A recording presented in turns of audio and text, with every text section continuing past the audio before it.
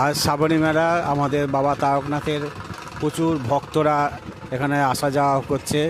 তাদের সুস্থ রাখার জন্য সাময়িক আমরা প্রাথমিক একটা চিকিৎসালয় করা হয়েছে, যাতে তাদের খুশি করে আনন্দ করে তারা যেন সুস্থ হয়ে তারা যে যার বাড়ি ফিরতে পারে। এই বাবা তারকনাথের কৃপায়, ভোলেনাথের আশীর্বাদে আমরা একটা ছোট্ট মতন একটা দাতব্য চিকিৎসালয় করেছি, যারা তাদেরকে আমরা যেন কিছুটা কষ্ট দূর করতে পারি। কেন অনেক দূর থেকে এনারা আসেন, হেঁটে আসে শ্যাওড়াপুরের থেকে। বেশিরভাগই মানুষের পায়ে ব্যথা, কোমরে ব্যথা, পায়ের তলায়, এইসব নানা রকম চিকিৎসা আমরা প্রাথমিক আমরা সবই রেখেছি। যেটা আমাদের দরকার, মূল দরকার হয়, সেগুলো সবই আছে। আমরা এই পরিষেবা দিচ্ছি।